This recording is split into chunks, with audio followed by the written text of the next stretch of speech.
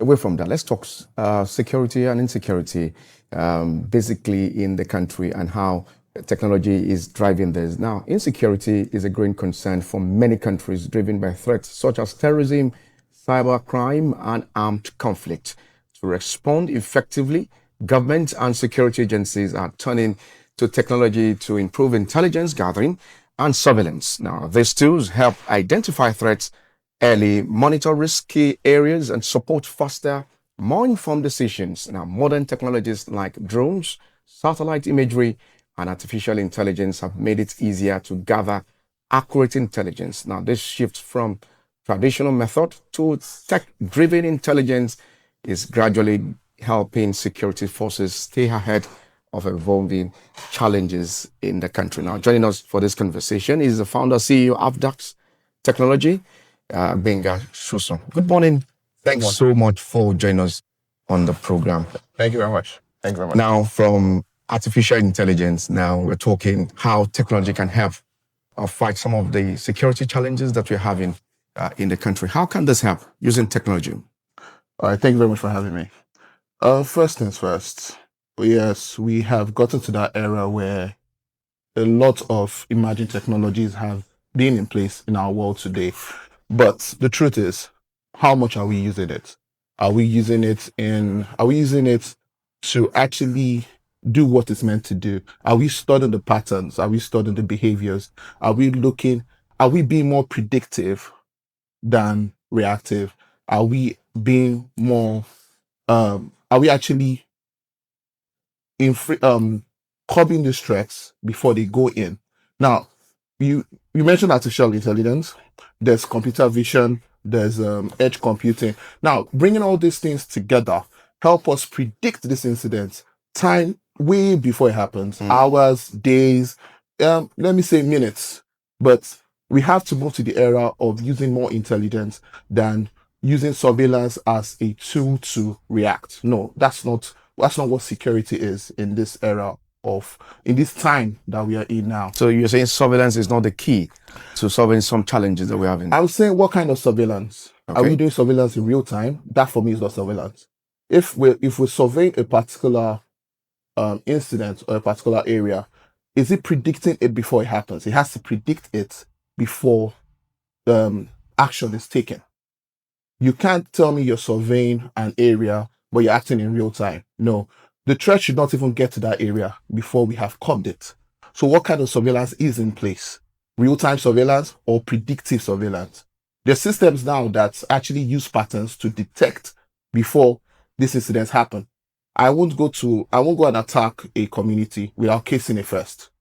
Systems already pick on that. The companies already developed that right now, picking on your cues, your receptors, your behavior to predict that, okay, this individual is actually going to do something in a matter of days and in a matter of time. It's not voodoo.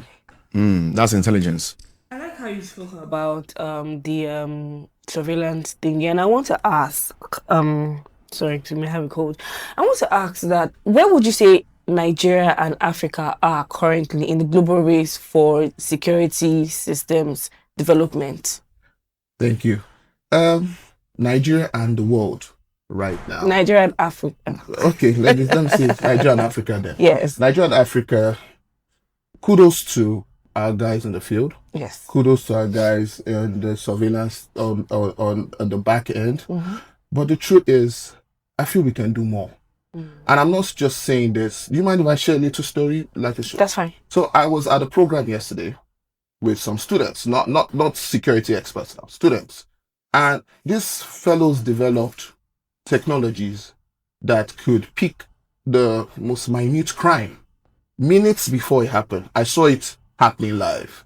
You understand? So if with their basic technology, they could develop that, with what we have for our budget now, why haven't we been able to do that?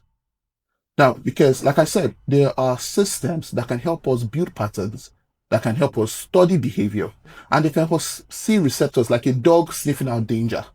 They can see receptors that we are emitting to help predict these incidents before it happens. So what are those technology that we need to put in place? But because despite the surveillance and intelligence that we have in the country, we still have cases of collateral damage.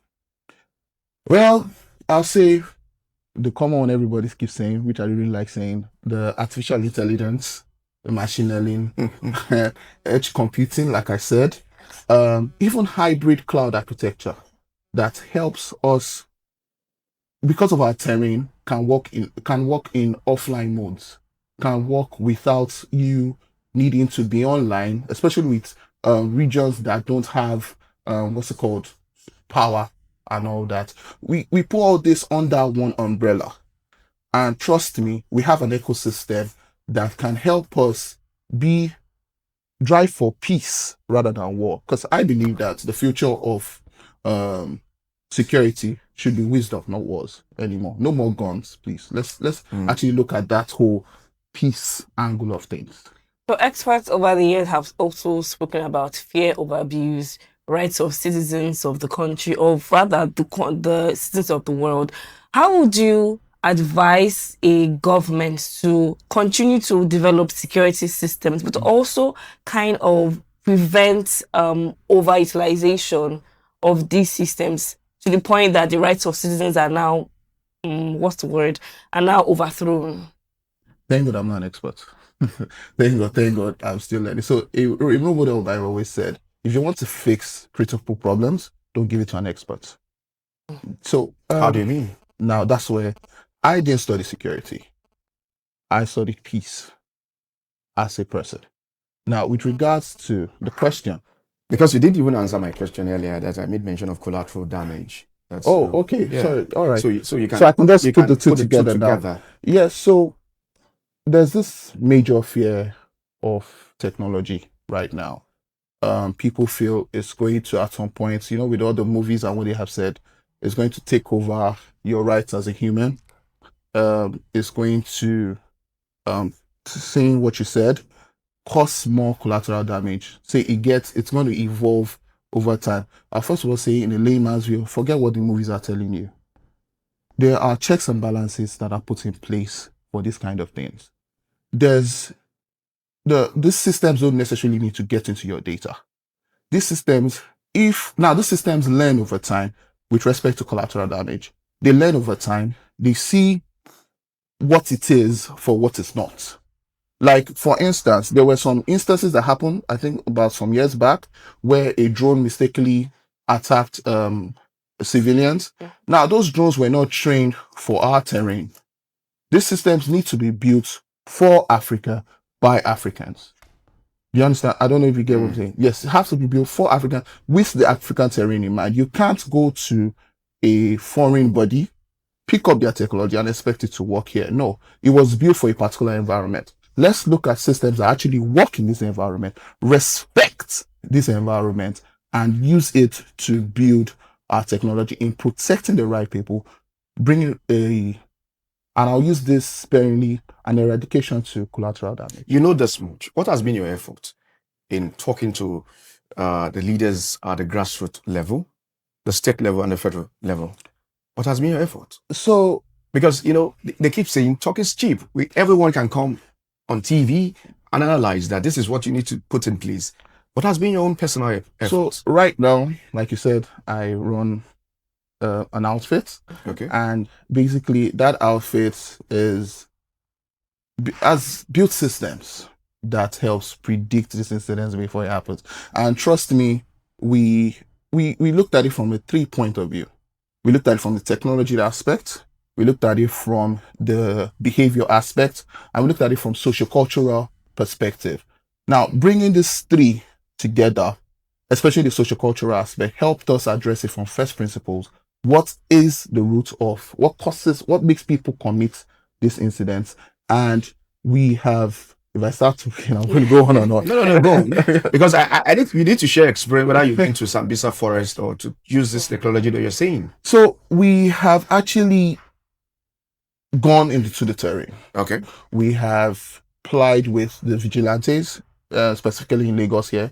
We have been with security outfits, getting it from their mindset, from their know-how and their experience. We use them to build the systems. We use them to train our systems to help predict it. But like you said, talk is cheap. What's more? Because that's it.